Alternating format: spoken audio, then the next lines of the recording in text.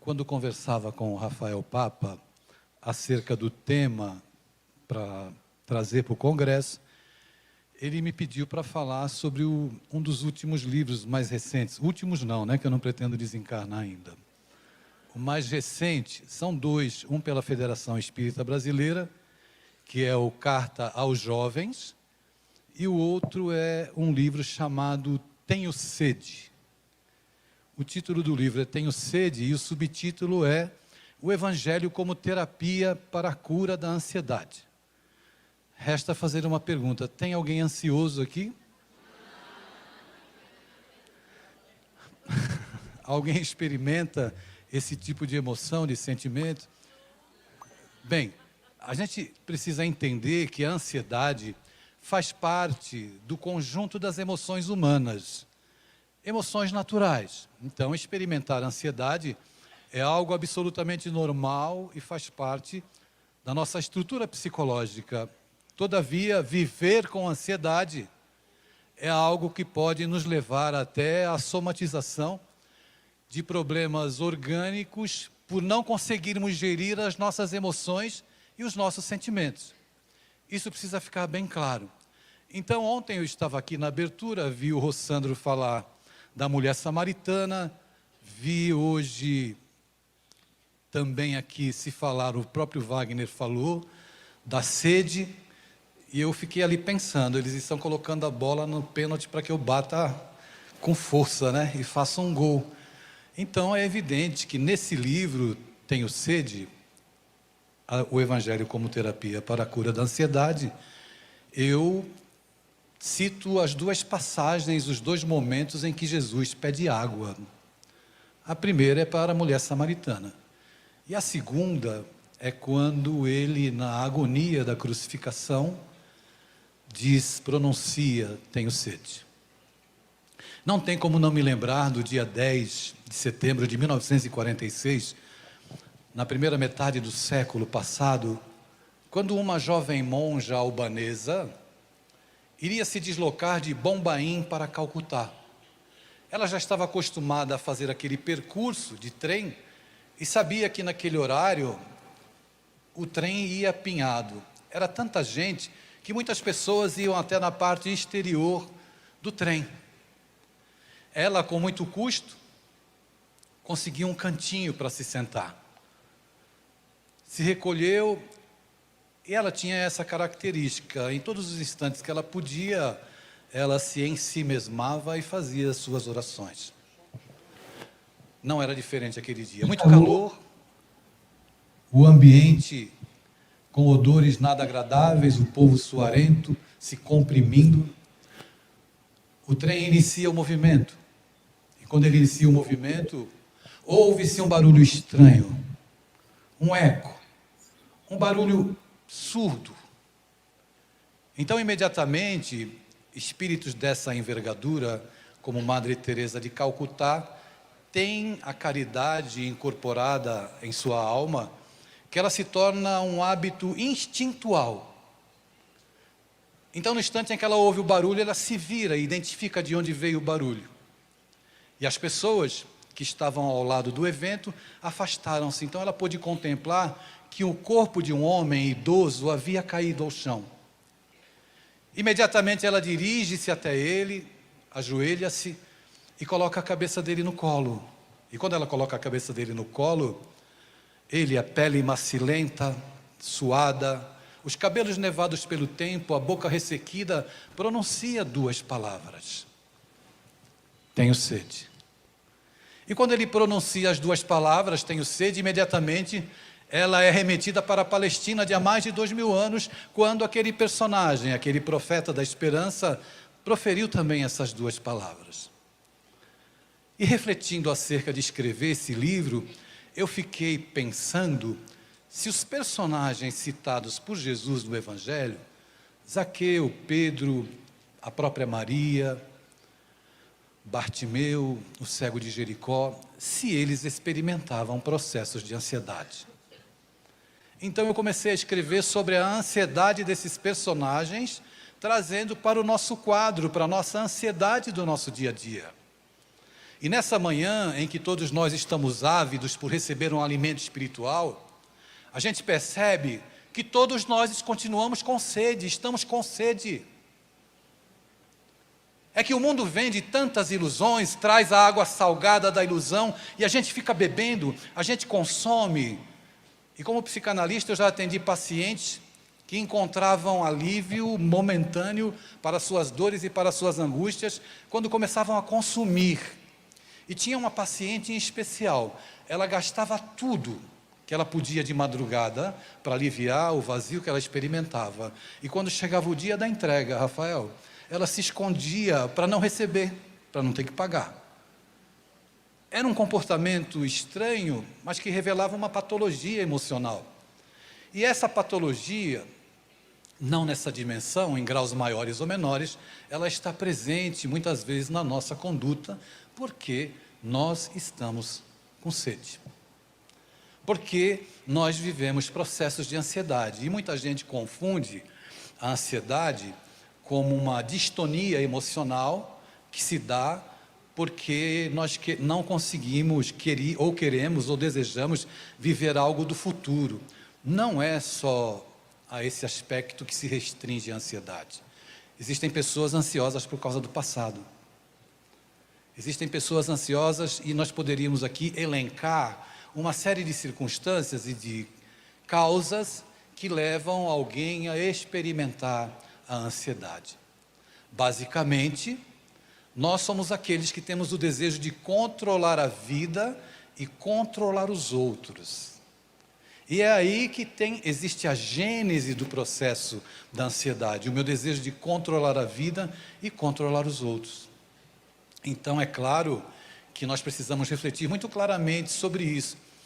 E por mais que pareça paradoxal para alguns, o Evangelho, que foi escrito há muitos séculos atrás pelos 4 evangelistas, ele é sim uma terapia para que a gente comece a vivenciar um período mais saudável. Mas para isso a gente precisa fazer algumas reflexões bem profundas. Por exemplo, qual é a primeira bem-aventurança? A primeira bem-aventurança é: bem-aventurados os pobres de espírito. Não é isso? É, pessoal? Vamos rapidinho, responde aí e acaba logo. E a gente já passa. Eu não sei se vai ter o intervalo, se não vai ter. A gente vai para a segunda parte. A primeira bem-aventurança é: bem-aventurados os espíritos, ou bem-aventurados os humildes. E cabe a gente refletir: o que é ser humilde? O que é ser humilde? Isso é algo muito interessante para a gente pensar. Nós que somos criaturas que carregamos muitas verdades absolutas, começamos a entender que a humildade não é você andar com uma roupa rota e andrajosa. A humildade, me ensinou Richard Simonetti, que é a consciência que você tem daquilo que você pode realizar. Segundo ele, esse seria o conceito de humildade. Você tem claro para você aquilo que você faz, e faz com valor, e faz com excelência. Isso é ser humilde, ter consciência de quem você é, e empreender os seus processos. Mas outro dia eu estava no avião, e sentou um rapaz protestante do meu lado, e ele sentou com um livro dessa grossura, sobre o Sermão do Monte. E eu não me contive, porque eu leio tudo. Eu leio Max Lucado, eu leio Monja Cohen, eu leio Cortella, leio evidentemente as obras espíritas, as obras básicas, e aquele livro me chamou a atenção. O título era o Sermão do Monte. Ele estava com o livro na mão e eu olhava e ele percebeu que eu estava interessado. Ele não tentou me converter, mas ele me perguntou: você quer ler? E eu disse que sim. Então aquele livro falava sobre as bem-aventuranças. E na primeira parte, que fala de bem-aventurados os humildes, os pobres de espíritos, o teólogo que escreveu aquele livro fala que o humilde é aquele que se esvazia das suas verdades para poder ser preenchido por Deus. É aquele que está disposto a mudar os seus conceitos, a reconhecer que não caminha sozinho, para poder ser preenchido por Deus. Então, nessa manhã em que a gente se senta aqui, eu gostaria de fazer um convite hipotético para que nós nos sentássemos nesse momento, eu e você. Esse ambiente é o poço de Jacó. Eu quero te convidar a sentar aqui comigo. Há muito tempo a gente ouve dizer que Jesus está muito distante. E em muitos momentos, quando a gente se equivoca, a gente tem a nítida impressão e confunde as informações de que aquele Jesus que nos apresentaram não estará ao nosso lado, porque nós tropeçamos, nós erramos, nós nos equivocamos, nós caímos flagrosamente. E aí a gente se sente até pequenino demais para poder olhar em direção ao céu, ou seja lá qual for a reflexão e meditação que você queira fazer, para pedir o amparo de Jesus. Então hoje eu e você somos os samaritanos. E nós estamos aqui vindo buscar um pouco de água para saciar nossa sede. Mas Jesus, ele, assim como ele se dirigiu à mulher samaritana, e para que a gente tenha uma ideia pálida do que era ser uma samaritana, nós podemos pensar, por exemplo, nas castas que caracterizam a sociedade indiana. E lá, nessas castas, as castas mais elevadas nem consideram as castas mais baixas seres humanos. Nós hoje somos os samaritanos. Diziam que da Samaria não sai nada que preste. De Juiz de Fora também não. Lá da minha terra, Guarujá, também não sai nada que preste. Mas ele vem, ele chega e se vira para você e diz assim: dá-me de beber. E você olha e não acredita, e você diz: mas Jesus pedindo água para mim? É para você. Mas talvez você esteja junto comigo fazendo essa elucubração, pensando naquele Jesus que se aproxima com essas características, com a túnica, pedindo água para você para beber. E eu queria contar para vocês, eu venho fazendo isso porque é minha obrigação fazer isso. Contar para vocês quando Jesus me pediu água. Aliás, falando em água, não tem nem um copinho aqui, hein, Guto? Literalmente, tenho sede.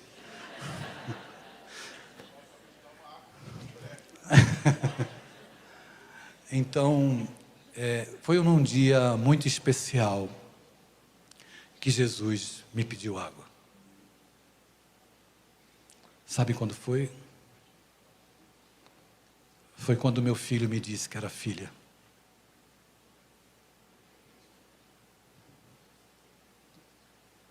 Quando ele disse que era filha, eu vi Jesus nos olhos do meu filho, me pedindo água. O Jesus que te pede água de beber nessa manhã, pode estar lá na tua casa. É esse o Jesus. Porque tudo aquilo que fizeres a um destes pequeninos, é a mim que estarás fazendo. Então, meu Deus, veio na taça, gente, olha. Como eu sou espírito trevoso, eu já lembrei logo do vinho, meu Deus do céu.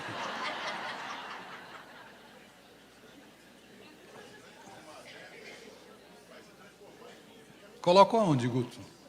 Obrigado. Então, o assunto ele é bem denso, né? A gente procura deixar leve. Naquele dia que meu filho me disse: pai, eu não sou filho, eu sou filha. Eu parei, porque eu estava à beira do poço de Jacó da minha existência. Eu vi no brilho dos olhos dele que ele estava me pedindo água. A única água que eu tinha para oferecer era a da compreensão e do amor. Oh, meu filho, eu te amo tanto. Onde você não for bem-vindo, eu não serei bem-vindo. Onde você não for aceito, eu não serei aceito. Eu já contei essa história 1 milhão de vezes e as pessoas me pedem para continuar contando. E eu vou continuar contando, porque eu tenho uma responsabilidade para os garotos e garotas que têm sede e que são renegados pela própria família. Nós vimos agora há pouco um quadro comovedor aqui, com os órfãos do Congo. que a gente tem que apadrinhar. Essa é a proposta desse encontro. Mas eu quero falar de outros órfãos. Os órfãos emocionais. Órfãos emocionais são aqueles que estão dentro da casa com os pais, mas não têm os pais dentro da vida. É outro tipo de necessidade. Os meninos órfãos do Congo, eles têm todas as necessidades. E a gente se comove. Seria importante nós nos comovermos também com o tempo que nós temos com as nossas crianças e com os nossos adolescentes. Se nós fizermos uma viagem no tempo, lá na época medieval, do século IV até o século XIV ou XV, se você buscar quadros de pintores famosos que retratavam aquelas telas belíssimas, você vai ver os quadros de famílias, as crianças exatamente vestidas iguais aos adultos. Vem de longe a ideia de que as crianças são mini-adultos, ou eram mini-adultos. No início do século XX, nos primeiros 10 anos, 1910, 1920, na segunda dezena, a psicologia começou a avançar e nós começamos a descobrir e a perceber que as crianças têm um sofrimento psicológico específico que é delas. E que os adolescentes também têm um sofrimento psicológico específico que é deles. Eu não tenho nenhum receio em afirmar que eu estou diante de um grupo de pessoas entupidas de lágrimas que não puderam chorar as suas lágrimas na sua infância. Adolescentes que não puderam chorar. Então, quando eu vi a Cacá cantando aqui sobre evangelização, eu fico sempre me perguntando, talvez a minha fala ela não seja muito agradável, porque eu entendo, na minha limitação, que a reunião de desobsessão mais importante da casa espírita é a evangelização. Vou repetir. A reunião de desobsessão mais importante de uma casa espírita é a evangelização.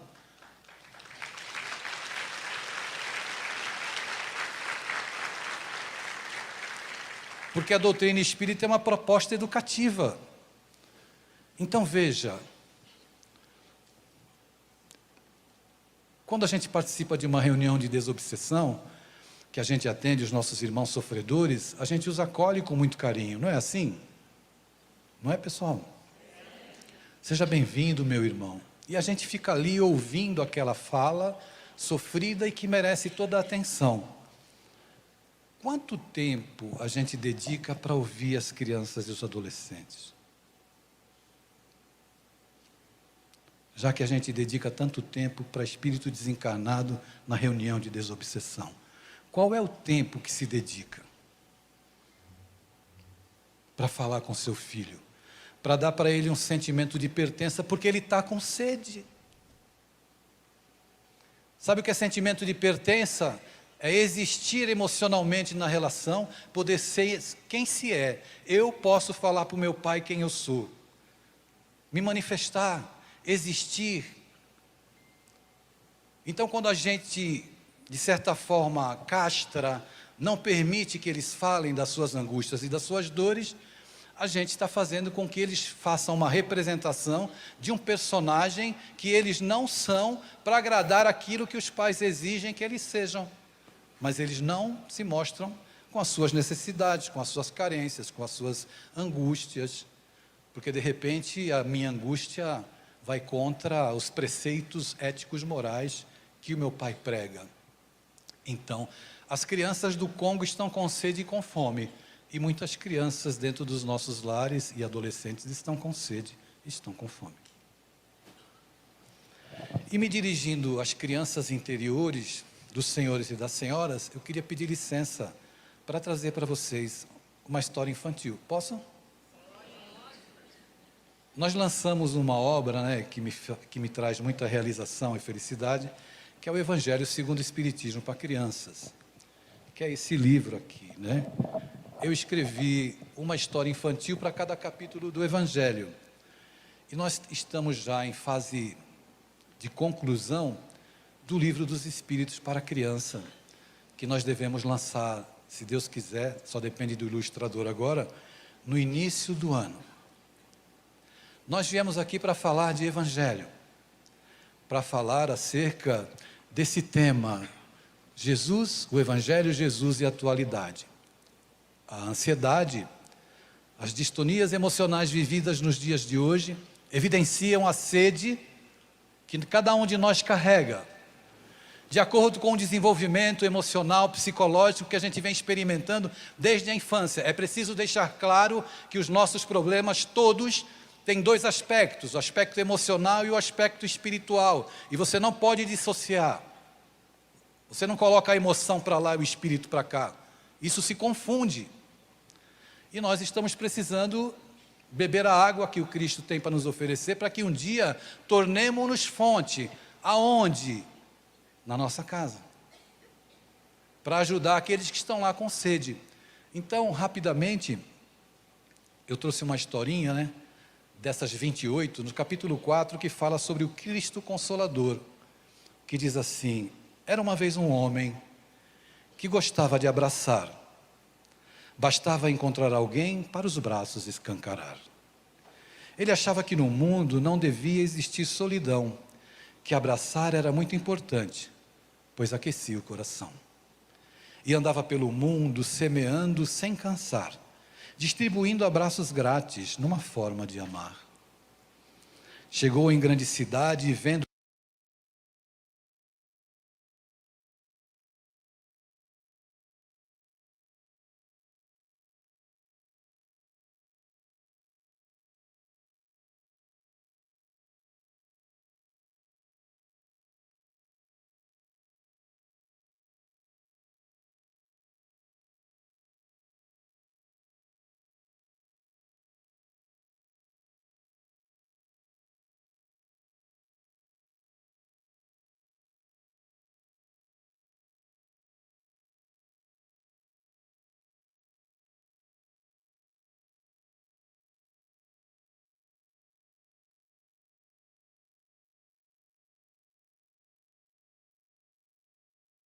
e a pão, ajudava muita gente com a força da oração. Quero dar abraços grátis. Ele então se ofereceu e com paz e alegria o centro espírita o acolheu. E aos domingos bem cedinho, logo junto com café, os abraços eram distribuídos com ternura e muita fé. O tempo então passou e a vida vem ensinar que o amor de Jesus não tarda para todos consolar. Longe daquela cidade, um jovem estava a caminhar. Era alta a madrugada e voltava para o seu lar. Então sentiu uma dor e sem forças caiu ao chão. Chorou e pediu por socorro, mas estava em solidão. De repente alguém chegou e lhe estendeu a mão. Era um morador de rua que ofereceu salvação. Ergueu o jovem com carinho e o agasalhou com seu velho cobertor. Deu um sorriso de esperança e o abraçou com amor. Com um papelão fez travesseiro e pediu ao jovem para esperar. Em minutos a ambulância não tardaria a chegar. Obrigado, disse o jovem. Qual o seu nome, por favor? Com um sorriso o homem respondeu: eu sou Jesus, o Salvador. O jovem se recuperou e tinha essa história para contar. Precisava ver o pai, que morava perto do mar. Mandou notícias para o pai: preciso do seu abraço. O semeador partiu depressa, o coração num só compasso. No encontro emocionante entre abraços e amor, o jovem contou ao pai a história do Salvador. A lágrima correu na face do homem que gostava de abraçar, pois aquela história só o Espiritismo podia explicar. Então ele olhou para o jovem e disse com muito amor: meu filho, tu foste abraçado por Jesus, o Consolador.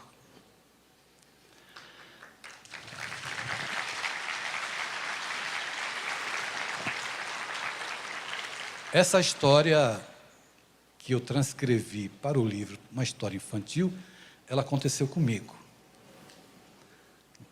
Aconteceu comigo. Eu ia no Centro Espírita e Caridade, Dr. Luiz Monteiro de Barros, aos domingos de manhã, quando eu não viajava para fazer palestras.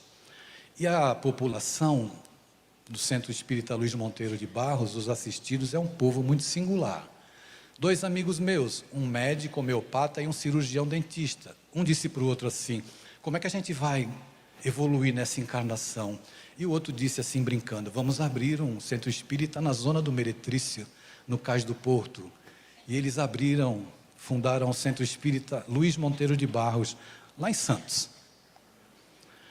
E marcaram a inauguração, alugaram um espaço, e no dia da inauguração das palestras, quando abriram a porta, muito felizes, para dar a palestra, começou a entrar gente urinada, defecada, gente suja, travestis, viciados em crack, em droga, e aquele povo foi entrando. E eles olharam assim, um olhou para o outro: e agora?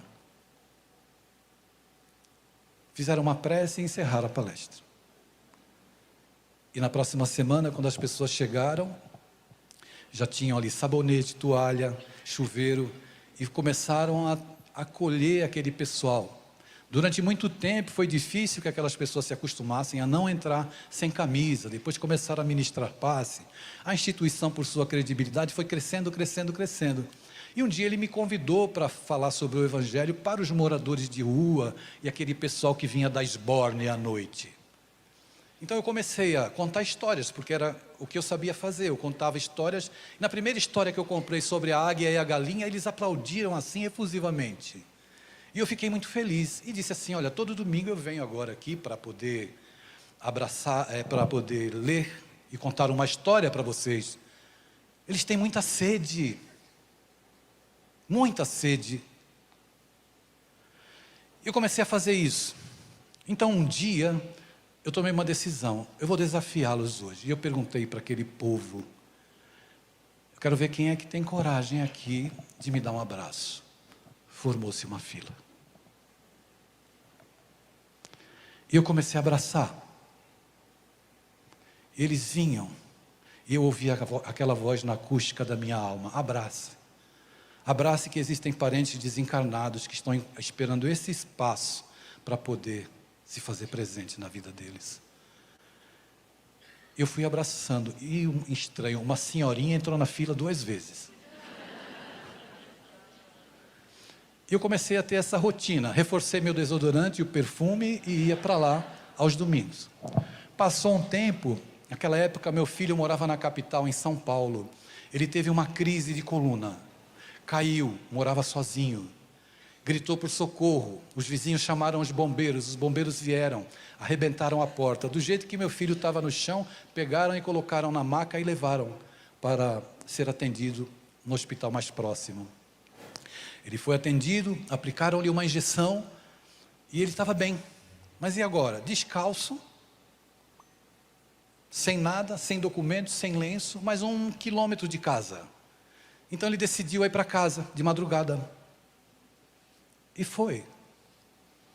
E quando passou perto de um viaduto, ouviu assim: ei, ei, ei. Ele se virou, era um morador de rua, que olhou para ele e disse assim: nossa, você está mal, hein?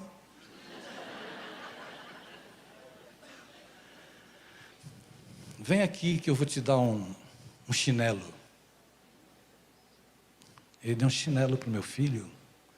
Eu morava em Santos, meu filho morava a quase 90 quilômetros de mim. Ele deu um chinelo para o meu filho. Você está bem? Estou. Eu posso fazer uma prece por você?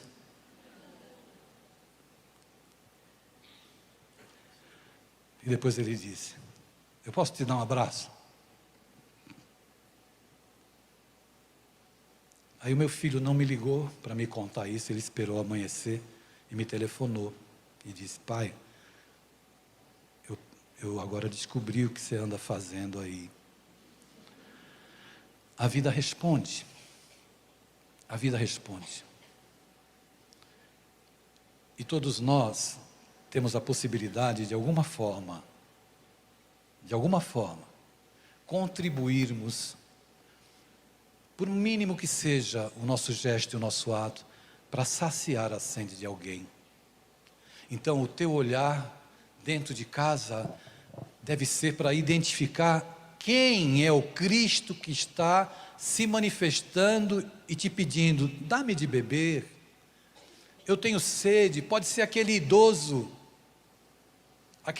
que você fala as coisas para ele, hã? Que não consegue te ouvir mais, porque a capacidade cognitiva dele ficou comprometida. Esse é o grande momento de nós entendermos, com a luz que o Espiritismo traz para as nossas existências, dessa atitude mais próxima das pessoas dentro da nossa casa. Por isso que Jesus assevera à mulher samaritana e assevera para nós, samaritanos, dessa manhã: se beberdes dessa água, jamais terá sede. Coloque a mão sobre o seu peito. Embaixo da sua mão existe uma pessoa, um ser humano. Olhe para você com mais compaixão. Aceite a sua humanidade. Aceite os seus limites. Aceite que você não precisa lutar batalhas que não te pertencem, guerras que não são suas. Tira o peso do teu coração, compreendendo que em alguns momentos a nossa melhor atitude é o silêncio, é a volta para o nosso universo interior. Como diz Alta de Souza, volta ao teu templo abandonado, a mais alta de todas as capelas, e as respostas mais lúcidas e belas hão de trazer-te alegre e conformado. Ouve o teu coração em cada prece, porque Deus responde em ti mesmo e te esclarece, sob a voz eterna da consolação. Compreenderás a dor que te domina, sob a linguagem pura e peregrina da voz de Deus em luz de redenção. Respeite essa pessoa que está embaixo da sua mão. Largue as muletas, as bengalas psicológicas, alegando sempre a terceirização da culpa dos outros pelos problemas que você vive, e passe a indagar, num processo de amadurecimento, de emancipação espiritual: qual a parte que me cabe nas lágrimas que eu choro? Dá-me então, Senhor, essa maturidade. Dá-me então a compreensão de que eu preciso me cuidar, me fortalecer, para que a partir daí eu me torne uma fonte, mesmo que seja ainda uma fonte que traga linfa diminuta, que a gente possa sedentar a sede de alguém dentro da nossa casa. Dá-me, Senhor, a condição de aprender a ouvir, sem querer resolver a vida dos outros. Dá-me a condição de entender que muitas vezes o meu papel é apenas estar ao lado. Eu não posso sofrer pelo outro, mas eu posso estar ao lado do outro.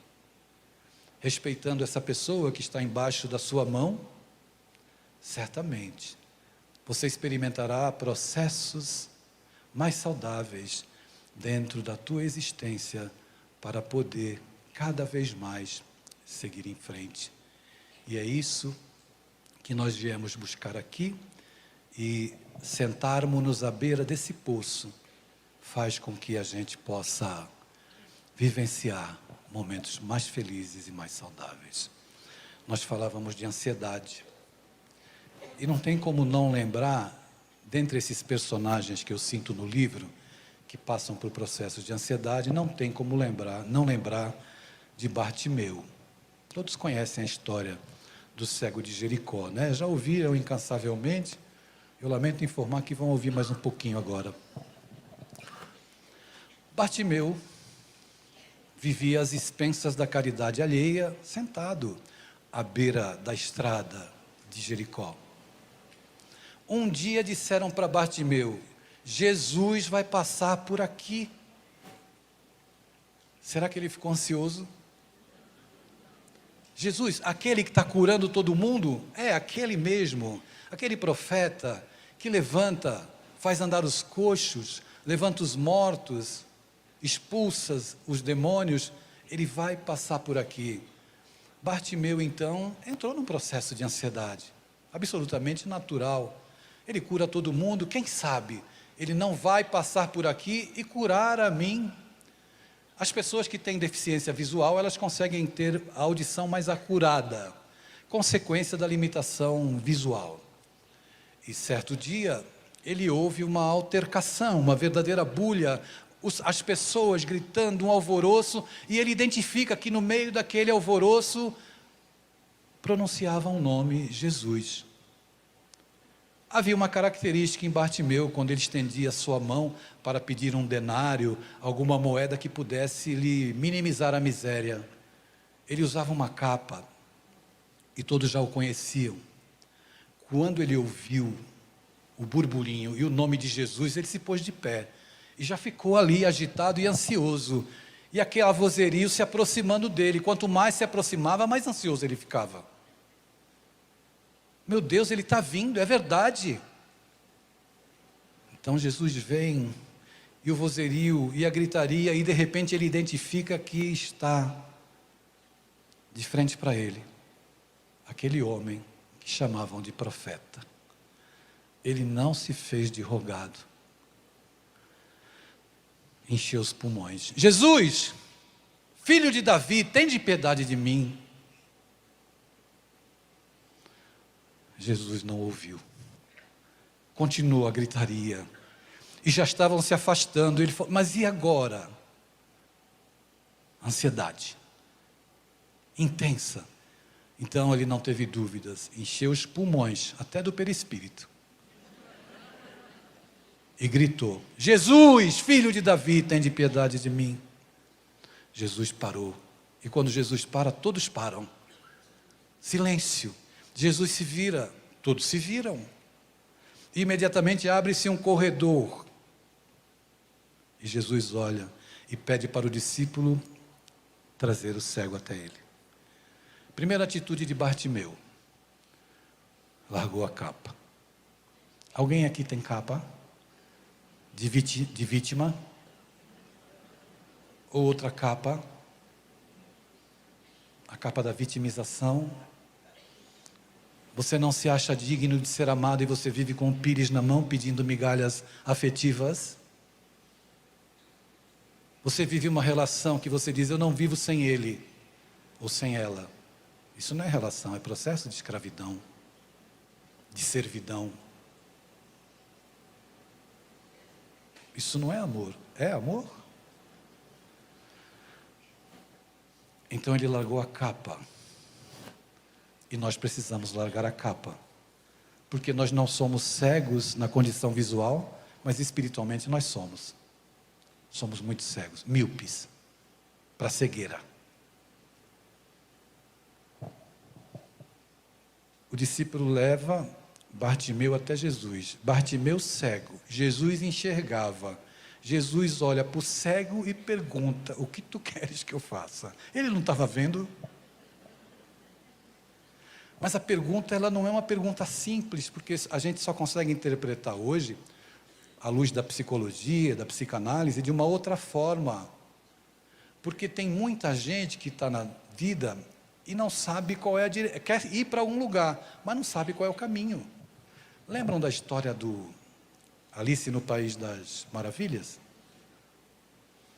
Quando ela pergunta para o gato, pede uma informação para ir para algum lugar, mas para onde você quer ir? Ah, eu não sei, então qualquer direção serve. Bartimeu sabia o que queria. Por isso ele tomou uma atitude, ele foi proativo. A capa significa abandonar a postura da autopiedade, da autocomiseração. E foi o que ele fez. O que tu queres que eu faça? Eu quero ver, Senhor. Quero ver. Então vede. E ele passou a enxergar. Esse processo, a ansiedade de Zaqueu, a ansiedade de Maria de Nazaré, quando disseram para ela, olha, Herodes pediu para aniquilar todos os primogênitos. Ficou ansiosa Maria? Ficou ou não ficou? Vamos, José, vamos fugir, vamos para o Egito. Ela precisava preservar a vida do filho. Então, relembrando que a ansiedade faz parte do cômputo das emoções humanas naturais, mas não viver demasiadamente ansioso, porque a gente não tem controle sobre a vida, nós não temos controle sobre as pessoas, a vida é impermanente e isso pede para que a gente tenha uma atitude realmente em que busquemos a nossa emancipação espiritual, a nossa emancipação emocional, sem esquecer que a gente não caminha sozinho, mas não precisamos ser dependentes. Às vezes as pessoas pedem para que eu autografe o livro, aí eu escrevo ali: amar é a arte de conceder. É difícil, né? Conceder sem se anular. Conceder sem se anular. Por isso a gente tem que ter essa maturidade a esse respeito. No final do livro, Tenho Sede, lembrando que os nossos livros, né, parte deles estão sendo revertidas para a fraternidade sem fronteiras. Não é isso, Andrei? Na última parte do livro, o título é Tenho Sede, e diz assim: depois, sabendo Jesus que já todas as coisas estavam terminadas, para que a Escritura se cumprisse, ele disse: tenho sede. Estava, pois, ali um vaso cheio de vinagre, e encheram de vinagre uma esponja, e pondo-a num isopo, lhe chegaram à boca. E quando Jesus tomou o vinagre, disse: está consumado.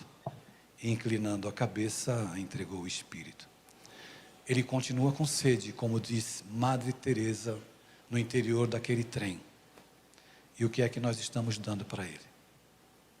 As crianças do Congo têm sede de pão, de dignidade humana, de água, de habitação decente. E muitas crianças nossas dentro da nossa casa estão com sede de pertencimento emocional e de respeito. Essa é a realidade de uma sociedade que, na dinâmica da vida hoje, diz mais sim para o mundo e não para si mesmo. Vai mais atrás daquilo que o mundo vende, a água salgada da ilusão, bebe, bebe, bebe, bebe e continua com sede.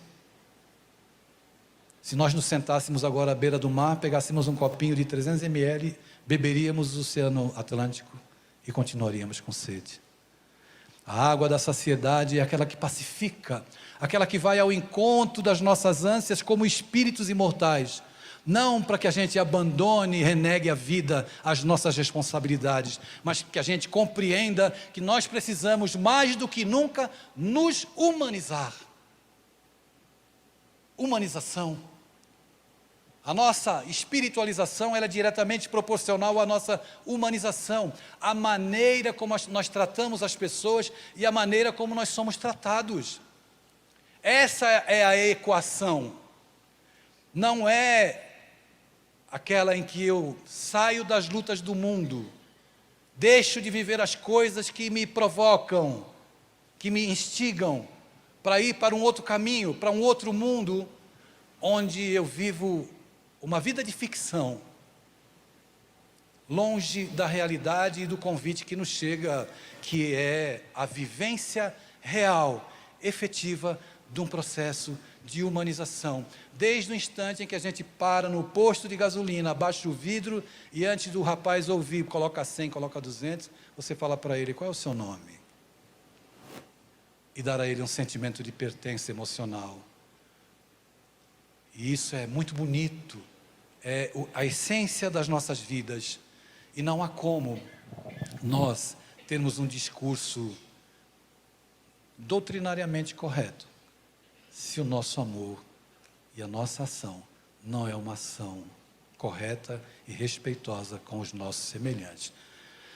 O caráter de um ser humano, ele não está localizado na cor da pele, nem no uso de piercings e tatuagens, nem na sua orientação sexual, nem na sua condição, na sua etnia. E a gente precisa ter isso claro. Caso contrário, nós ainda estamos patinando no entendimento do que é a mensagem cristã na nossa existência. Repetindo, não é para virar santo, nem para ficar na tortura íntima, da reforma íntima. Ninguém reforma o que não está pronto, e nenhum de nós aqui está pronto. Então não tenho o que reformar, tenho que construir.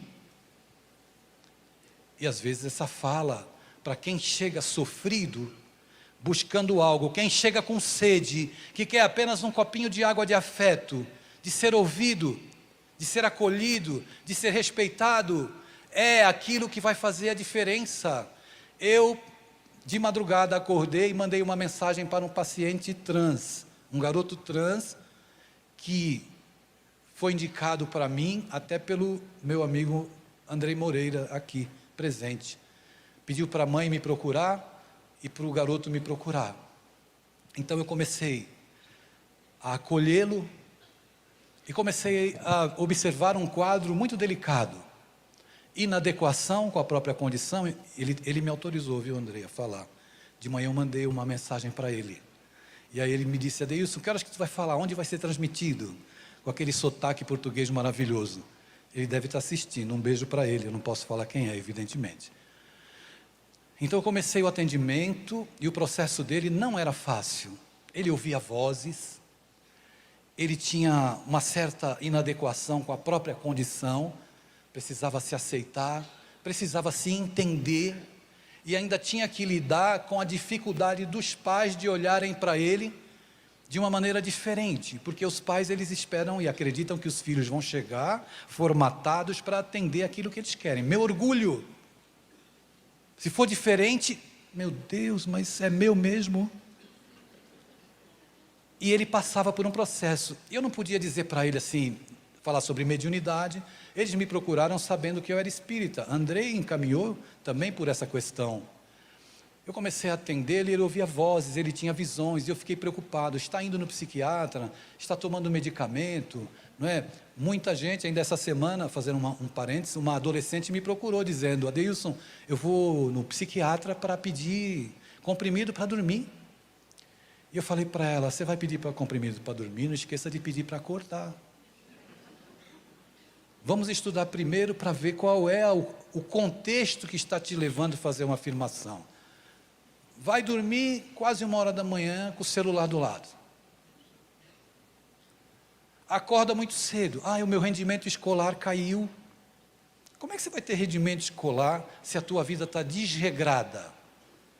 Mas as pessoas acham que é o comprimido que vai ajudar a gerir a emoção que a pessoa tem. Não é o comprimido muitas vezes, quando existe uma descompensação enzimática, que o teu quimismo cerebral está comprometido, tem que tomar remédio, tem que seguir a orientação do médico. Mas em contrapartida, você precisa da ajuda terapêutica, para te ajudar a administrar as emoções, a gerir os sentimentos, para que um dia você pare de tomar. O metabolismo se equilibra, a produção enzimática se equilibra, e você passa a ter uma vida normal. Ele estava tomando remédio, se automutilando, pensando em suicídio, e a mãe desesperada. Nós fomos fazendo uma caminhada de muito respeito. Quando eu atendo um adolescente ou um paciente, eu digo sempre assim: quero que você se apresente para mim. Você é quem? Aí ele fala: eu sou fulano, tenho tantos anos e tal. Eu falo: meu nome é Adeilson Salles, eu sou escritor, eu tenho 3 filhas e tenho uma filha trans. Eu já falo isso já para tirar qualquer, sabe, Andrei, barreira, que eles não venham a falar comigo, que eles possam falar sobre aquilo que eles quiserem.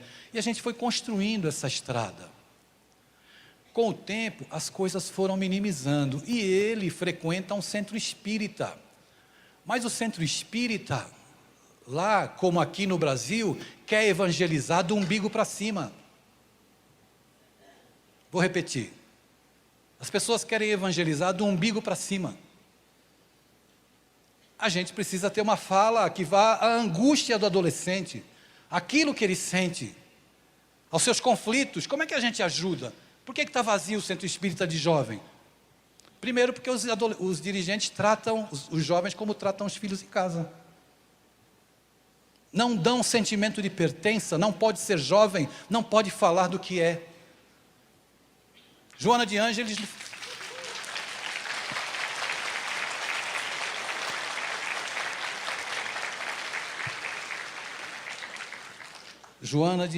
nos fala sobre o ser integral. O ser integral precisa ser visto como tal. Então a gente não pode educar ou acolher alguém sem compreender aquilo que envolve o ser como ser integral. E as questões de sexualidade precisam ser cuidadas, geridas, administradas, educadas. Está lá Emmanuel no livro Vida e Sexo, no prefácio, com relação ao sexo, nada de proibição, mas tudo de educação. Tudo. Então a gente se pergunta por que os jovens estão assim? É falta de orientação. Porque é muito fácil demonizar esses jovens de hoje e esses pais de hoje. Permissivos, que acham que tem que ser amigo do filho, quando o filho precisa de pai, pai com P maiúsculo, referência, não vai porque eu te amo.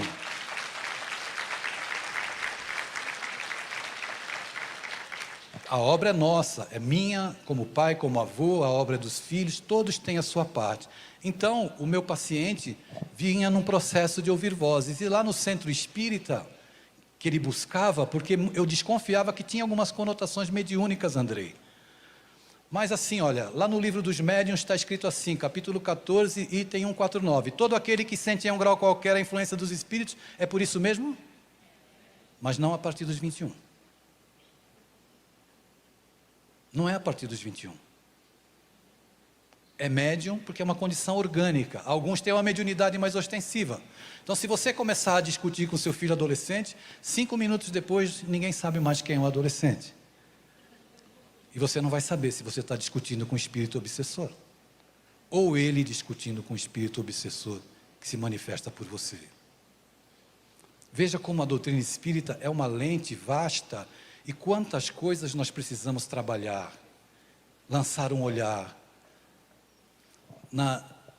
Eu já vou ter concluído o meu paciente. O estudo da psicopedagogia é uma carreira acadêmica fascinante. A psicopedagogia, ela é interdisciplinar.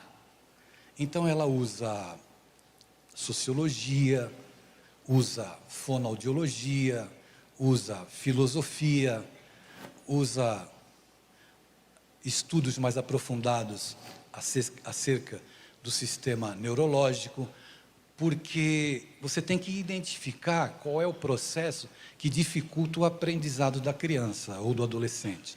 Por que ele não aprende? Se a doutrina espírita é uma fonte de água para saciar a sede de crianças e adolescentes, lançando um olhar psicopedagógico sobre a doutrina espírita, a psicopedagogia ela procura identificar se a dificuldade é da criança, do aprendente, do adolescente aprendente, ou de quem ensina. E eu tenho convicção de que o nosso método para criança e para adolescente, para criança nem tanto, mas para adolescente, os nossos métodos estão equivocados. Nós não temos uma linguagem assertiva para lidar com o universo de angústias para quem hoje tem acesso a celular, a smartphone, a uma sociedade erotizada com sexo banalizado. Então, existe essa situação. Mas o meu paciente, então, nós começamos a identificar. Ele não tinha com quem conversar. Não tinha. E à medida que a gente avançava nas sessões, eu fui identificando que tinha também a conotação da mediunidade. Então veja, são alguns fatores que predispõem o adolescente a desenvolver ideias suicidas, automutilação, tem a ver com as suas angústias e dores emocionais, mas tem a ver também com as questões espirituais. É preciso considerar essas questões no trato com os nossos filhos. Nós estamos aqui no ambiente espírita e o nosso olhar deve se ampliar nessa direção, para que a gente possa trazer para a nossa realidade, ajudando a saciar a sede desses seres que nós amamos tanto e precisamos ajudar. Mas o meu paciente, hoje eu nem sei se ele é meu paciente mais, porque a nossa relação, sabe, Andrei, entrou num nível que eu já fiquei preocupado. Sabe por quê? Porque quando ia terminar as sessões, ele virava para mim e dizia assim: agora me fale você da sua vida, Deus.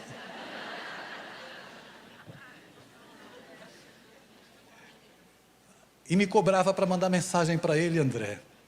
Acho que gorou a terapia com ele. Ele está muito melhor. Sofre ainda, de vez em quando, algumas situações cíclicas, né? mas ele está muito melhor. Quantos minutos eu tenho? 5? Eu pedi para me avisar quando eu tivesse 10, esqueceram? Obrigado, meu amigo. No encaminhamento do final desse nosso encontro, eu só queria mostrar para vocês aqui um livro do meu amigo Jaime Ribeiro. Às vezes as pessoas chegam na casa espírita para buscar conhecimento. Eu começo por onde? Aí você entrega os 5 livros da codificação para a pessoa. A pessoa olha aquilo, não tem um vocabulário muito legal, difícil, né? Muito difícil. Então esse livro do Jaime, Espiritismo Comece por Aqui, é sem dúvida alguma um recurso hoje que a gente pode indicar tanto para adultos que chegam na casa espírita, quanto para jovens. Vale a pena vocês conhecerem, tá certo? O livro que eu falei para vocês, o Tenho Sede, que é esse livro aqui, os recursos, eu fiz a doação dos direitos autorais para o Centro Espírita Maria de Nazaré, em Votuporanga. É uma casa, conhece lá, né, Andrei? De Valdinho Matos. Uma casa que faz um trabalho belíssimo. O Evangelho segundo o Espiritismo para crianças, não é? As crianças estão libertas em nome de Jesus, porque você não vai mais ler o Evangelho de Kardec para elas e perguntar o que elas entenderam. Você tem uma história infantil para cada capítulo. O Inimigo Íntimo, que é um dos meus livros que mais vende, né? Aquela pergunta que todo mundo gosta, que eu cito. O cúmulo da rebeldia é você morar sozinho e querer fugir de casa, né? E aqui o livro da FEB, Carta aos Jovens. Esse livro nasceu da observação do trabalho do Espírito Emmanuel. Emmanuel psicografou e comentou 41 versículos das 2 epístolas de Paulo ao jovem Timóteo. E eu peguei com inveja os 41 versículos e resolvi comentar também. Mas eu comento sobre assuntos atuais para os adolescentes. É o meu primeiro livro em que eu falo sobre Jesus para os adolescentes, mas com os problemas de hoje. E eu fecho meus comentários com 2, 3 parágrafos de Emmanuel. Esse livro tem a apresentação do querido Saulo César Ribeiro, que é o responsável pelo Evangelho por Emmanuel. É um livro da FEB, ficou lindíssimo. Eu enviei o texto para a Federação Espírita Brasileira dia 18 de agosto de 2023. 18 de agosto. 31 de agosto o livro estava aprovado, 13 dias depois. Prefiro não comentar. Antes da gente se despedir, quero contar uma história, quero fazer um agradecimento a Luiz e Cláudia Saigusa. Luiz e Cláudia Saigusa são meus editores, mas antes de serem meus editores, eles são uma rede de apoio para mim, me ajudaram muito nos momentos difíceis que eu passei, me acolhendo como amigos, né? Amorosos. Eu quero encerrar com uma história verdadeira. Aconteceu nos Estados Unidos da América. Dr. Maxwell Maltz atendia os pacientes naquela tarde e ia iniciar, pediu à secretária que autorizasse a entrada do novo paciente. Entrou uma mulher. E essa mulher disse assim: Dr. Maxwell, eu vim aqui porque eu estou com um problema com o meu marido. Meu marido sofreu uma tragédia familiar. A casa dos pais dele incendiou-se. E o meu marido correu para tentar salvar os pais. Infelizmente ele não conseguiu, os pais dele morreram. E as labaredas desfiguraram a face do meu esposo. E desde esse dia, ele interpretou equivocadamente que aquilo era um castigo de Deus, ele isolou-se. Eu perdi a companhia do homem que eu amo meu marido. Ele não faz mais parte da minha vida, eu não faço mais parte da vida dele, porque ele está isolado num quarto. Eu já fui a vários cirurgiões plásticos, e ele nunca aceitou. E o Dr. Maxwell Maltz disse assim: mas se você já procurou outros cirurgiões, por que você está me procurando? Eu não posso fazer nada. Ela disse: pode sim, doutor. Eu quero que o senhor desfigure o meu rosto. Desfigure meu rosto, porque eu quero fazer parte da vida do meu marido de novo. Eu quero que ele sinta que eu estou perto dele, o tanto que eu o amo, o tanto que ele é importante para mim. Desfigure o meu rosto, por favor, doutor. O doutor Maxwell disse a ela: eu quero ir com a senhora à sua casa. E foi. Chegando lá, de frente à porta, onde o homem se isolara, ele diz assim, com voz alta: olha, eu sou o doutor Maxwell Matz, cirurgião plástico, e vim aqui para te propor uma cirurgia restauradora. Nenhum barulho, silêncio absoluto. Ele resolve insistir: olha, eu sou o doutor Maxwell Matz, cirurgião, eu vim aqui para lhe propor uma cirurgia. Nenhum barulho. Olha, a sua esposa foi me procurar e pediu para que eu desfigurasse o rosto dela, porque ela lhe ama tanto e quer fazer parte da sua vida outra vez. Em breves instantes, a porta se abriu. Eles se abraçaram. Ele aceitou fazer as cirurgias. Não fez uma apenas, fez várias.